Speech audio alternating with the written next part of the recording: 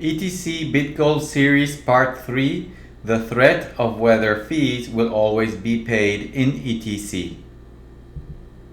The idea of integrating BitGold into Ethereum Classic (ETC) stems from some perceived lingering risks that still hang over proof-of-work blockchains. BitGold solves all of these risks. The risks are: 1. Possible monetary policy changes by the network ecosystems. 2. Whether fees will pay for the security budgets.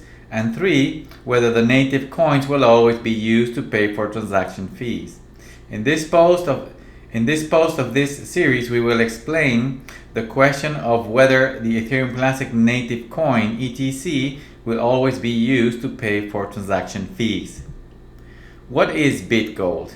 The idea of BitGold was born in early 1998 when Nick Szabo, a blockchain pioneer, realized that computing proof of work could be used to create an analogy of gold, but in cyberspace. If computers can do a lot of work spending a lot of energy to create a cryptographic stamp or hash, and that hash is proof that the work was done, then the hash is similar to an ounce of gold, but in cyberspace. If we think about it, gold is very difficult to extract from nature. This is why it is scarce and valuable as a monetary asset.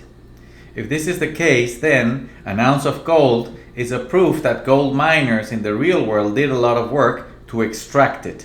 Similarly, proof-of-work hashes are scarce and very difficult to produce, hence the analogy with gold in the real world. This is why these computer hashes are called BitGold. Summary of the threat of monetary policy changes. In the previous posts of this series, we addressed the risk that the ETC ecosystem could change its monetary policy and the uncertainty of whether fees will be enough to pay for the mining hash rate required to secure the chain. The problem of a possible change of the monetary policy stems from the fact that the ETC coin is not BitGold itself, but the fiat community token created to pay for the work of miners. Since the payment schedule is just a software parameter in the protocol, then it is conceivable, albeit very unlikely, that the supply could be changed. The solution that BitGold brings to this risk is that it is a perpetual resource, very much like gold mining will always exist as long as there are people willing to pay for the cost of its extraction from nature. Summary of the question of whether fees will pay for security. With regards to the uncertainty of whether fees will be enough to pay for the mining hash rate required to secure the chain, the problem here is that miners have two revenue lines: block rewards and transaction fees. The block rewards, because ETC aspires to be hard money, are not perpetual but will diminish to zero over time. This leaves the fees as the only revenue line that miners will have. But the risk here is that transaction volumes and fees may not be large enough to pay for the security budget of the chain. BitGold solved this because it is a constant revenue stream for miners as long as there is demand in the market. The mechanics of mining. To understand the third uncertainty in Ethereum Classic, which is whether fees will always be paid will always be paid in the native coin of the blockchain, ETC, the mechanics of mining in the current model must be explained. The way Nakamoto consensus works is that miners receive new transactions, they build blocks using a lot of computational power and electricity to stamp them with a cryptographic hash, and then they send them to the rest of the network for verification.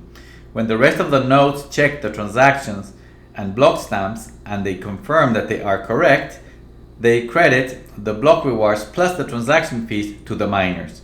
Note that, as we said before, the block rewards will diminish to zero over time, leaving only transaction fees as the revenue line for miners. The question of whether fees will be paid in ETC. So, if the future of the security budget of ETC depends on mining, and mining will eventually have only transaction fees as the revenue line, then the fact that the fees are paid in the native coin of the blockchain will be an important economic driver of the value of the cryptocurrency.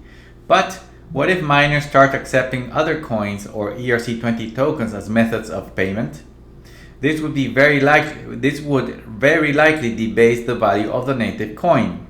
The problem is that since ETC is a fiat community token that was created solely to pay for miner revenues, it is perfectly replaceable for any other coin or token in the system. Indeed, today to transfer anything that is not ETC in the blockchain requires the use of ETC as the payment mechanism for the gas fees for each transaction. ERC20 tokens and gas fees. The above has made cumbersome the use of ERC20 tokens such as stablecoins, wrapped coins, and governance tokens because users always need a small amount of ETC in their addresses to pay for the gas fees. If ETC were not the obligatory payment method for gas fees, then all non-ETC token transactions would be conveniently paid in the other tokens. This is a strong incentive to remove ETC as the gas payment mechanism in the future. For example, if a user wished to send 100 USDT on the ETC blockchain, currently the user would have to pay for the gas fees of that transaction in ETC. This means that he would need to have a balance of both USDT and ETC in his address. But if the user could pay for the gas fee in USDT, then the transaction would be much more convenient and easy to process because there would not be the need to use two coins for it.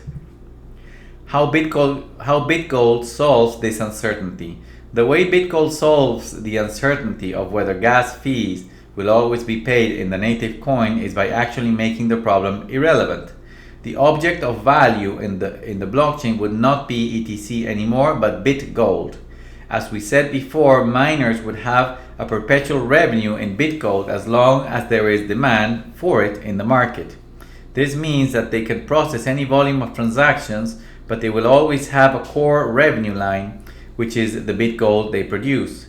Gas fees will be able to be paid in any cryptocurrency or ERC20 token, and the stock of ETC will be exchanged for BitGold, giving ETC a very strong backing in a truly hard asset. In a future post, we will explain the mechanics of integrating BitGold into ETC and how the exchange of ETC to BitGold will work. Thank you for watching this Ethereum Classic video. To learn more about ETC, please go to ethereumclassic.org. Thank you very much.